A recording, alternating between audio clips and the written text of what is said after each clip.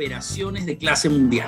¿Cómo ha sido este recorrido de supervisor de plantas industriales a ser gerente de producción y de operaciones de clase mundial? ¿Cuáles son esas habilidades técnicas y blandas también que debería tener este rol de supervisor de plantas industriales? ¿Algún reto que has tenido fuerte, importante dentro de justamente estos roles que has desempeñado hasta llevarte a ser gerente de producción? ¿Qué ambiente complejo has tenido? ¿Qué ambiente complejo has tenido donde un líder no te ha aceptado las ideas? El día de hoy tengo el gusto de estar con Alexis Salazar, quien es gerente de producción y operaciones de clase mundial, que ha tenido una trayectoria muy importante en educación, por supuesto, pasando por diferentes instituciones como son la UNSA, Universidad del Pacífico, ESAN, Tecnológico de Monterrey, y se ha desempeñado en diferentes posiciones, también en el área de operaciones, ingeniería industrial, en empresas como son Coca-Cola, Gloria, Nestlé, Alicor, Interbank y Clorox Company. En este momento ella se está desempeñando como gerente de producción y operaciones de clase mundial, y Alexis nos viene a conversar un poco acerca de cuáles son esas habilidades que la han llevado hasta allá. Entonces, Alexis, qué gusto tenerte por acá, qué gusto que nos estés visitando, y bueno, ¿qué nos puedes comentar acerca de este tema que vamos a tratar el día de hoy? Bueno, muchas gracias por la invitación. En realidad, el trabajo en producción es un trabajo muy apasionado, sin importar el rol que se desempeña dentro de la cadena, porque es un rol sumamente integrador, es multiáreas, necesita mucha habilidad horizontal, vertical, y es un poco lo que vamos a ir conversando ahora a través de algunas preguntas para desarrollar. Así que estoy muy emocionada de compartir un poquito del apasionante mundo de la producción. Excelente, muchísimas gracias, Alexis. Yo te quería preguntar, bueno, lo primero que viene a la mente es, ¿qué quiere decir operaciones de clase mundial? Tu cargo dice gerente de producción y operaciones de clase mundial. ¿Qué es eso? Bueno, operaciones de clase mundial es la nomenclatura que le pone The Clorox Company, que es la empresa en la que trabajo para todas aquellas prácticas estandarizadas que son parte de la mejora continua. Y la mejora continua es algo sumamente inherente al rol productivo. O sea, las operaciones, para que tengan estándar, tienen que tener precisamente método, disciplina en la ejecución, y bajo todo este paraguas descansa lo que son operaciones de clase mundial, ¿no? Como una compañía transnacional se estandariza en sus prácticas mundialmente para que puedan ser sites comparables, ¿no? Así que eso es lo que está detrás de ese nombre. ¿Y qué es lo que busca? ¿Replicar lo que se está haciendo en otras empresas, en otros sites, a nivel Latinoamérica, a nivel mundial? Más allá del método, que también es una forma en la que diversas compañías lo hacen, específicamente acá son metas, ¿no? O sea, ¿cuál es la meta? Por ejemplo, tener las plantas con los costos de fabricación más eficientes que hay. Entonces, ¿cómo se van traduciendo esta forma de hacer en la planta de acuerdo a la realidad de cada planta, ¿no? Entonces, permite customizar mucho el modelo. Sin embargo, sí hay empresas que usan esta metodología, pero mucho más top-down. Por ejemplo, Nestlé tiene una metodología más top-down, donde uno recibe del headquarter, de las oficinas principales, la información y la tiene que replicar tal cual, ¿no? Entonces, incluso tiene auditorías para validar en qué paso están, y se busca que se replique un estándar continuo. Depende de cada compañía, va a depender de cuáles son las metas, cuáles son las dificultades, en qué cultura se encuentra la compañía, en qué nivel de madurez está la compañía para decidir cuál desplegar. Ambas prácticas las he visto y ambas tienen beneficios y complejidades y pueden ser exitosas de acuerdo a cómo la gente lo interpreta y lo lleva a la realidad, ¿no? Pero en general, las operaciones de clase mundial para ambos tipos de empresas, por ahí te citaba dos modelos, lo que buscan es alcanzar la más alta eficiencia, efectividad en el rol. Puede ser en este caso en producción, como lo hablábamos, o en el área del supply, dependiendo del área, pero a su máximo nivel de expresión, ¿no? Ok, perfecto, perfecto. Y en este sentido, Alexis, cuando estamos hablando de operaciones de clase mundial. En este momento te encuentras como gerente de operaciones, pero en algún momento me comentabas que te encontrabas como justamente un supervisor que que tenía a su cargo un equipo. ¿Cómo ha sido este recorrido de supervisor de plantas industriales a ser gerente de producción y de operaciones de clase mundial?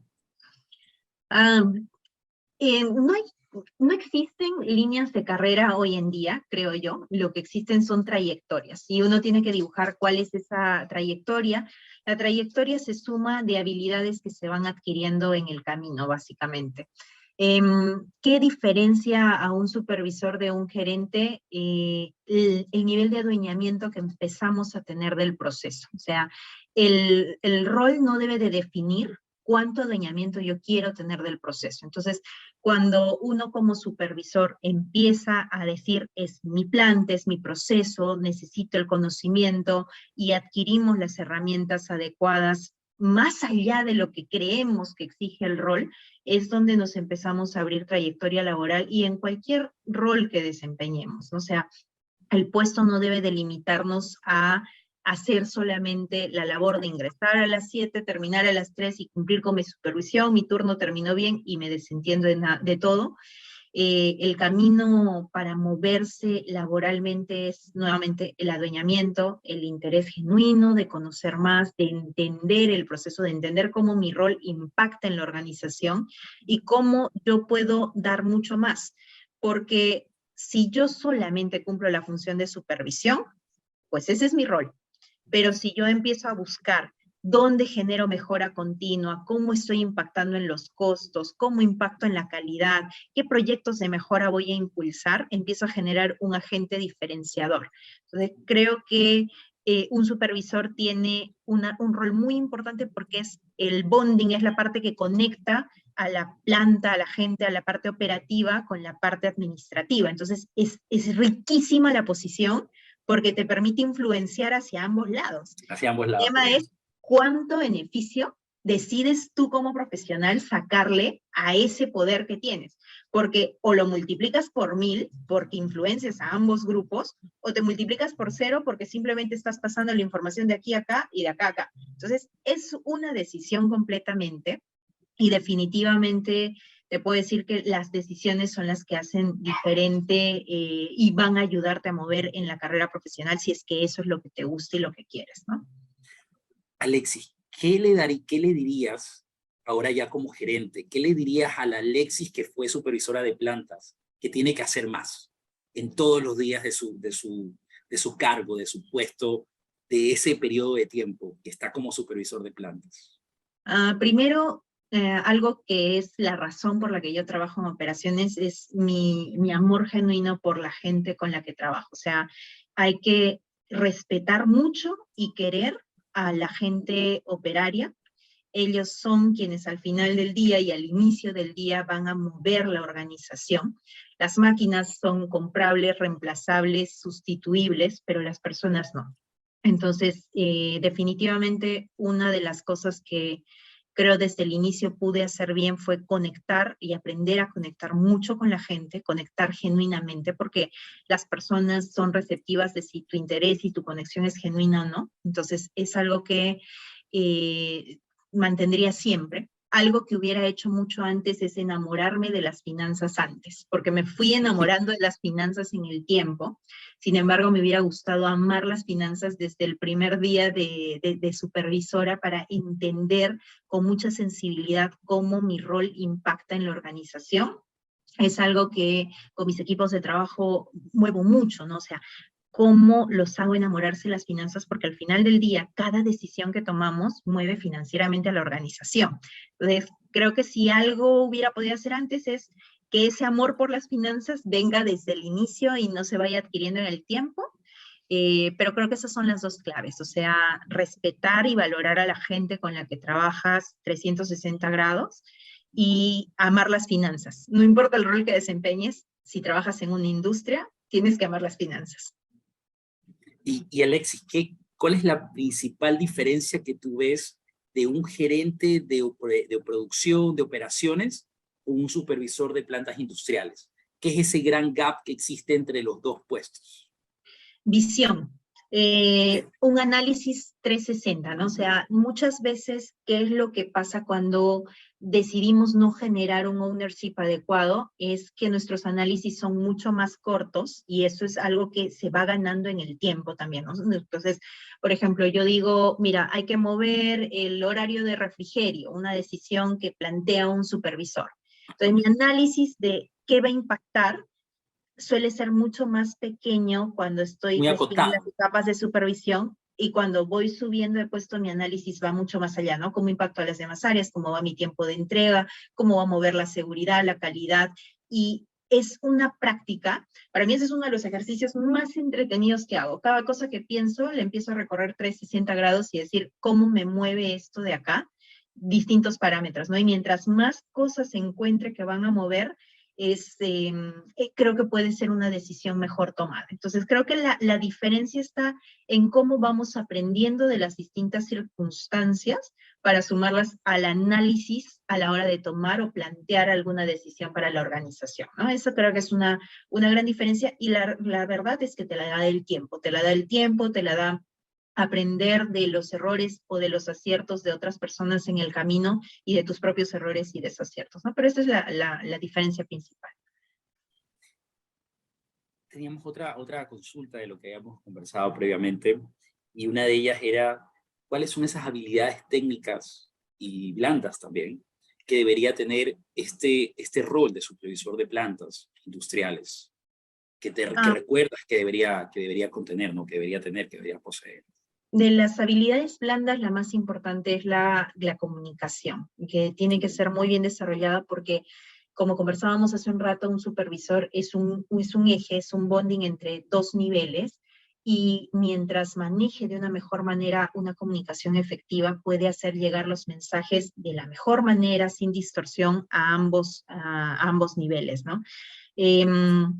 Es bueno practicarlo, saber que no puedes usar el mismo lenguaje que usas con un gerente general, que el lenguaje que vas a usar con los operarios, porque es parte de ser empático, de saber a quién te diriges, cómo le haces llegar el mensaje, cómo lo van a entender, porque es tu rol principal comunicar las metas de la organización al equipo operativo y comunicar también las limitantes o las metas propias del equipo operativo al equipo de gerencia. Y dentro de las hard abilities creo que hay dos. La principal es el tema financiero. O sea, es muy importante conocer y entender cómo impacta nuestro trabajo y nuestras decisiones financieramente en la empresa.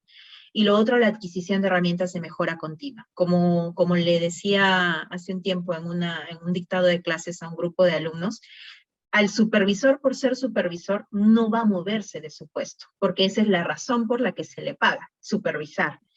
Pero cuando empiezas a generar mejoras, pones herramientas, mueves la organización del status quo, eso ya te hace ser un agente diferenciador, ¿no? Entonces tu puesto ya no es solamente el supervisor que está cuidando que la producción empiece a la hora y termine a la hora. Eso es un capataz. El supervisor busca mejorar los procesos, desafía las formas actuales de hacerlas para hacerlo de una mejor manera. Entonces, con finanzas, con mejora continua, es una parte básica para poder mover el rol de la supervisión de producción a un nivel diferente, ¿no? No esperar que te digan, hay que mover esto, sino tú que conoces de primera mano al equipo operario es, queremos mover esto acá, tenemos estas oportunidades, y toda esa proactividad de encontrar oportunidades de mejora en general en el proceso. Yo he visto que los cambios normalmente se generan de dos vías, ¿no? Viene primero puede ser la parte gerencial, pero de 4 vías dicen inclusive, pero la parte gerencial de arriba hacia abajo, y luego desde las bases. Sin embargo, en muchos casos puede alguien que nos esté viendo puede decir, pero es que a mí mi jefe no me escucha. Es que a mí yo digo algo, propongo un cambio, pero me dicen, ¿sabes qué? Eso todavía no. ¿Cómo hago para comunicar eso que yo veo que es importante? ¿Cómo hago para comunicarlo adecuadamente y que también lo vean ellos como algo importante? Es mucha habilidad de negociación. cuando uno quiere conseguir algo, la mejor manera es no mostrar que es tu interés, sino que es el interés del equipo. O sea, es qué ganas tú si hacemos esta mejora. Y ahí ayuda mucho el análisis 360 del que hablábamos. Entonces, por ejemplo, yo quiero negociar algo contigo, Samuel, que eres mi jefe. Yo no voy a ir a decirte, mira, Samuel, tengo esta idea y hagámosla porque es buena. Yo voy a ir a decirte, mira, Samuel, tú tienes un issue de costos que nosotros juntos tenemos que solucionar, porque tu meta es mejorar el costo y yo estoy para hacer cumplir tu meta. Una de las cosas que he visto para mejorar el costo es que podemos mover la línea de esta manera, incrementar la velocidad acá y demás. Ya he analizado los impactos que esto puede tener, me junté con la persona de seguridad, no hay impacto acá, con la persona de calidad no, me junté aquí y no estamos viendo este riesgo y lo que vamos a conseguir es el beneficio, lo que necesito de tu parte es este soporte y tú vas a alcanzar tu meta. Samuel, dime que no. No me vas a decir que no, porque no es lo que yo voy a ganar, es lo que tú y la organización van a ganar. Entonces, cuando queremos plantear algo a ganador, no es ponernos en cuál es mi única ventaja, sino cómo impacto primero a la organización positivamente a través de la idea que tengo, cómo gana mi jefe, cómo ganan mis compañeros de trabajo, e ir con esa propuesta. Nadie te va a decir que no porque ya está yendo analizada, está yendo pensada, está yendo con los beneficios y vas ganando también credibilidad. Lo otro es eso, ¿no? O sea, la primera vez va a ser complejo porque de todos modos es una primera vez, a ver, vamos a ver qué hace, pero una vez que vas logrando casos de éxito, cada vez va a ser más difícil que te nieguen algo porque saben que lo que te plantean lo vas a lograr, ¿no? Entonces, es construir un nombre, construir confianza detrás de ese nombre para apalancar todo este tipo de proyectos e iniciativas. Pero lo que comentas, esa propuesta es tener una visión no solamente de tu puesto, Correcto. tener una visión 360, tener una visión un poco más amplia, no Sí. concentrarte en tu rol y luego conocer el impacto financiero que va a tener. Entonces estamos hablando, no solamente estamos hablando, no, es que esto va a ser mejor para los chicos que trabajan conmigo. Está muy bien, es algo muy loable poder tener ese tipo de iniciativas, pero al final del día, estos son números, ¿no? Al final del día esto es dinero. Entonces, al final del día es eso, no hay que olvidar que trabajamos no en una ONG, sino que estamos trabajando en una empresa. Entonces, todas las iniciativas pueden tener un vector, y aun cuando no es económico, porque nosotros podemos decir, sí, pero yo voy a impactar en la seguridad y la seguridad no necesariamente retribuye dinero. Error.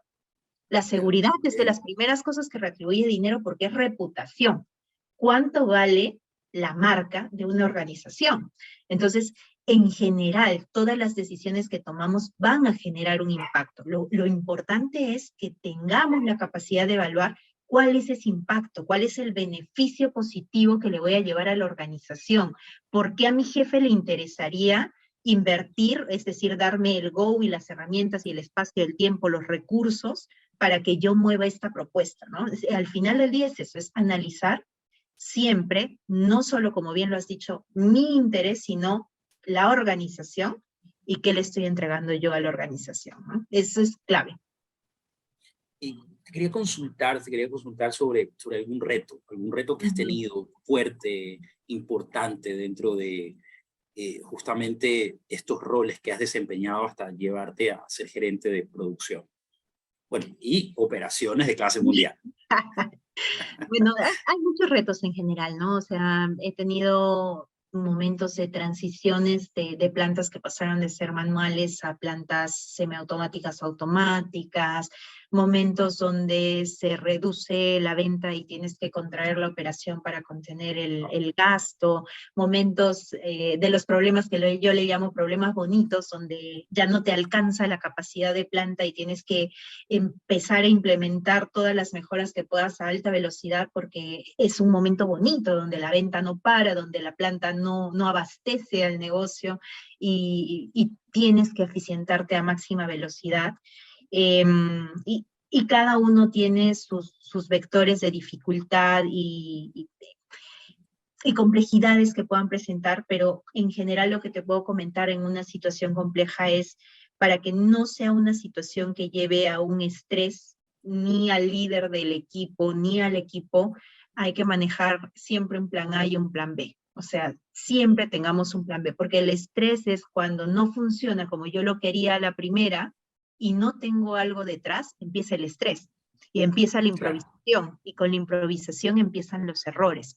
Entonces, es inversión al inicio del diseño de lo que vas a hacer para enfrentar la situación, pero tienes un plan A y un plan B, y si se te cae uno, tienes el respaldo inmediatamente.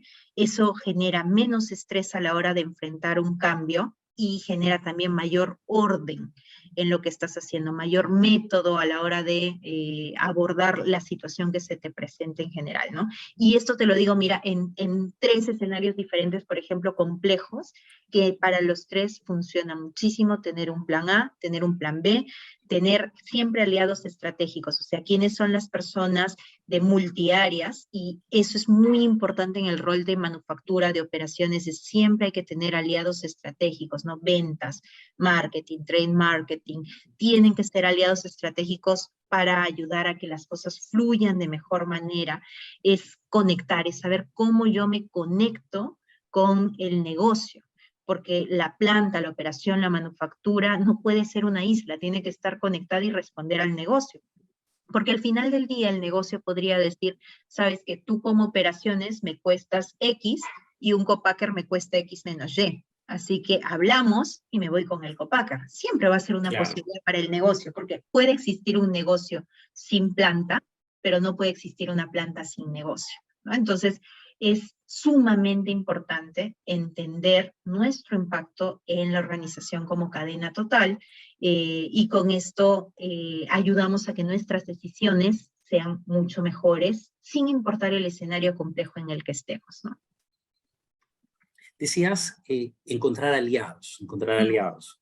Y yo, desde una posición tal vez operativa, más táctica, con más estrés, con más temas que hacer, más temas de estar ahí pendiente, ¿no? No por más temas que hacer tal vez que un gerente. Pero, ¿qué tan fácil es construir esos aliados desde una posición casi operativa, como Mucho podría más ser? fácil. Mucho Es más fácil. mucho más fácil que, sí, Ok, porque cuando ya vas teniendo otros puestos como una gerencia, juega mucho el tema del rol político, que ok, a nivel operativo es mucho más genuina la relación. La relación, por ejemplo, que un vendedor puede construir con un supervisor va a ser genuina, porque el vendedor no tiene la política de la forma en la que tiene que conversar, sino que te va a decir, ¿sabes qué? El cliente le llegó el producto mal, mira la foto de lo que me estás pasando, y la conversación es mucho más amical, y ahí está donde el supervisor tiene que tener el arte de jalar a la gente, jalar a sus aliados y formar esas relaciones genuinas, ¿no? Mientras más arriba estés, los CEO, los VPs y demás, tienen mucha más carga política en las conversaciones ok. que una conversación genuina. Entonces, Tratan hay con más que aprovechar personas, esas tratan con más ventajas. personas. Claro, Exacto. tratan con más personas, pero de manera, como dices, política. Más Es verdad, política que ¿verdad? genuina, correcto, ¿no? Entonces, al revés, cuando uno es supervisor, hay que sacar esto, porque al final también ellos van a hacer la promoción con la que vas a crecer, el de ventas pasará a crecer y a crecer en la organización, y para esto ya tuviste una relación genuina con esta persona que va a ser un aliado estratégico tuyo siempre. Así que es al revés, el supervisor puede tener mejores relaciones. Ok, ok, ok. ¿Y qué ambiente complejo has tenido? ¿Qué ambiente complejo has tenido donde un líder no te ha aceptado las ideas, donde un líder no ha sido tan genuino como hubieras querido, en donde un líder realmente, alguien podría decir, me está realmente perjudicando su forma de actuar, de proceder? Qué tan complejo has tenido esa situación y cómo la has sobrellevado? Mm, En realidad, lo que tenemos que entender es que nuestros líderes son personas, y así como nosotros, tienen días buenos, días malos, tienen muchas cosas positivas y tienen oportunidades, tan igual como cada uno de nosotros lo tiene. Si nosotros queremos trabajar con un líder, incluso cuando uno está en las aulas y es estudiante y trabaja con el profesor, tienes que tener la habilidad de leer a la persona. O sea, vamos a remontarnos a cuando estamos en la universidad. Si el profesor es tan detallista de usar las diapositivas con altos colores, con dibujos, pues al profesor le gustan los colores y dibujos, y yo tengo que tener la inteligencia de leerlo. Si por el contrario mi profesor así me está explicando, qué sé yo, todo lo que es el manual de entrenamientos, usa diagramas de flujo, pues la forma en la que hables a través de los diagramas de flujo. Entonces, no hay líder complejo, hay persona que no quiere entender a su líder, desde donde yo lo veo y desde donde yo he asumido los roles. O sea, porque al final del día todos son personas, lo que a mí me toca es entender cuál es la manera de comunicarse de la persona. Si es una persona muy numérica y siempre te está jalando el número, y yo voy a ir a hablarle románticamente de, mira, yo opino, yo Yo creo, yo creo, quisiera, yo sí, soñaría, yo pienso, nunca vamos a conectar. Pero si empiezo a leer que es una persona numérica y le llevo números, ya gané su interés. Ya me va a prestar interés porque le estoy hablando en su idioma. Y viceversa, ¿no? Porque puedo tener otro tipo de jefe que es mucho más soñador, no significa que no vamos a llegar al momento de los números, pero la forma en la que voy a conectar es a través de esos planes. Entonces, te diría, no sé si el líder es complejo o no, imagino que sí, porque las personas somos un mundo y somos complejos en general, pero lo que sí tenemos que tener siempre es la voluntad de entender y empatizar con quién estoy tratando, de saber cómo es el idioma que esta persona quiere escuchar. Y no sé, ningún jefe va a venir a decirte, hola Samuel, soy Alexis, mira, yo soy sumamente numérica, háblame de números y de metas estratégicas en tiempo. Ya quisiéramos que vengan, que los jefes vengamos con manual, pero no toca, entonces claro, toca no, no, no, no. entenderlos, ¿no? Toca leerlos, observarlos, preguntarles, pedir feedback todo el tiempo. En la parte de inducción de la empresa que nos digan eso, sería Okay. genial, pero realmente no sucede así, no sucede así. Y bueno, hay un punto que decías que justamente eh, tal vez la frase la digo mal, pero eh, tengo como una frase que el puesto está escrito en los manuales, ¿no? Pero el rol lo hace la persona. ¿Qué tan de Totalmente, acuerdo estás con eso? ¿Qué tan de acuerdo estás 100%. con eso? ¿Y cómo hacemos para que nuestro rol tenga realmente una trascendencia en la empresa en donde estamos? Con los años empiezas, los líderes, por ejemplo, los líderes antiguos con los años ven a una persona y saben cuán lejos va a llegar o no. Y se sabe en un momento. La diferencia es tan grande y tan simple a la vez, como que encuentras una cáscara botada en el piso y vas a tener a la persona que pasa al lado y a la persona que se agacha y la recoge. O sea, desde ese detalle tan pequeño que se extrapola a cosas muy grandes, como aquella persona que lee en el periódico que de pronto el petróleo subió y empieza a decir, uy, ¿cómo va a impactar esto a la compañía? Y el lunes llega a la compañía y dice, mira, el petróleo ha subido, ¿cómo va a mover esto? Frente a la persona que lee el titular y no pasa nada, porque al final del día su rol es supervisar. Entonces, la gran diferencia que hay no la va a construir el nombre del puesto, la construye la persona con sus inquietudes, la forma en la que se adueña, y esa palabra es muy clave, el adueñamiento que llegas a tener de la empresa, de la organización, de cómo tú sientes y haces que tu rol impacte positivamente a la empresa, ¿no? O sea, al final del día, te digo, es enteramente esto, ¿no? Es enteramente que genuinamente crees que eres dueño de la compañía y actúas como dueño de la compañía, ¿no? No es solo creerlo, sino empezar a actuar con esa responsabilidad y diligencia sobre la compañía. Y Alexis, ¿qué consejo le podrías dar a aquella persona que se encuentra actualmente como supervisor de plantas industriales y dice, yo algún día quisiera tener ese título tan largo, tan bonito que tiene Alexis, que se llama gerente de producción y operaciones de clase mundial? Yo quiero algún día llegar a ese puesto. ¿Qué debo hacer? ¿Qué consejo le puedes dar a esa persona?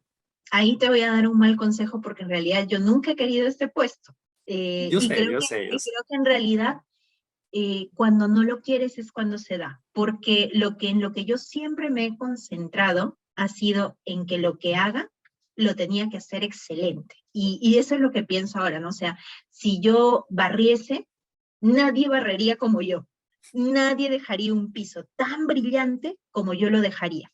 Entonces, creo que una de las cosas que nos hace daño profesionalmente es tener ansiedad, tener la ansiedad de quiero aquí, quiero acá, y no me permite concentrarme en lo que hoy tengo y dónde voy a maximizar todos los resultados de lo que hoy tengo, porque esto es física, la vida es física, es matemática, entonces por inercia de pronto vas llenando tanto el globito que es el puesto en el que estás que es natural que explote y que subas un nivel, pero no es buscarlo, es hacer que te busquen. ¿Y cómo haces que te busquen? A través de hacerlo tan bien y tan diferente, porque la diferencia se hace cuando amas tanto lo que haces y lo haces tan bien que de pronto pasan las cosas, ¿no? Entonces, yo creo que el único consejo que puedo darle a alguien que quiere llegar muy lejos es no pienses en llegar lejos, piensa en amar y en divertirte en lo que haces, que las cosas por inercia van a pasar. O sea, va a pasar. No lo vas a buscar, pero de pronto va a pasar. Una de las cosas más difíciles para mí, por ejemplo, en la evaluación de desempeño es llenar qué puesto quieres en adelante. Normalmente es un campo que siempre dejo en blanco, lo he dejado en blanco en todas las empresas en las que estoy. Hoy está en blanco porque no aspiro a un algo que no sea hacer que lo que hoy hago lo haga excelente. Entonces, no desesperen, hagan que su trabajo sea muy valioso en este momento, y un consejo que les puedo dar es siempre formen a alguien. Mientras aprendan cosas, formen a alguien, porque cómo pasan los movimientos cuando tienes a alguien listo para cubrirte, arriba, cómo te ven, dicen, mira, esta persona ya está lista para crecer, y encima tiene lista tal otra persona, o sea, no es un problema moverla porque ya está. No tengan miedo de desarrollar a alguien más, de formar a alguien más, al contrario, busquen formar a alguien adicional, porque, nuevamente, la física y la matemática van a entrar en acción. Así que creo que es eso en general lo que hay que hacer, divertirse y buscar formar a alguien en el camino. Alexis, realmente me has dejado con una sonrisa en el rostro, con lo que te escucho, tan apasionada, que amas lo que haces, que se nota que estás buscando generar un impacto positivo, y realmente quiero que todas las personas que nos escuchan allá se lleven ese mensaje, que definitivamente lo que están haciendo hoy es lo más importante que deben hacer. Sí. Lo más importante, lo más importante. Alexis, qué gusto haber conversado contigo, que nos hayamos topado por esas casualidades de la vida. Sin embargo, me llevo una excelente experiencia, conversación, y nada, te agradezco mucho. Si tienes algunas palabras finales para todas aquellas personas que están por ahí en esta área de operaciones, ya sean que están comenzando o que están en esos grandes posiciones, bueno, que les podrías comentar, y consejos finales para podernos despedir, el día de hoy. Disfruten mucho de lo que es la operación, disfruten del impacto positivo que traemos hacia el mundo. Algo que yo digo y es la razón por la que amo las operaciones, es que cuando nosotros transformamos la vida de un operario nuestro a través de enseñarle metodología, de enseñarle seguridad, de enseñarle calidad, no transformamos la vida de una persona, transformamos el país, porque esta persona va a ir con sus hijos y le va a decir, mira, yo aprendí esto en el trabajo. Les va a enseñar a soñar más allá de los sueños que él tuvo en su momento. Entonces, trabajar en operaciones realmente es generar un impacto espectacular a nivel país, y no nos damos cuenta a veces de todo ese poder que tenemos en las manos. Así que disfrútenlo y diviértanse haciendo lo que hacen. Muchísimas gracias, Alexis. Qué gusto haber conversado contigo. Me quedo con muchísimos temas. Yo estoy seguro que todos nos quedamos con muchísimos temas. Y bueno, nos vemos en una siguiente ocasión. Muchísimas gracias y hasta la próxima. Hasta la próxima a todos. Gracias, Samuel.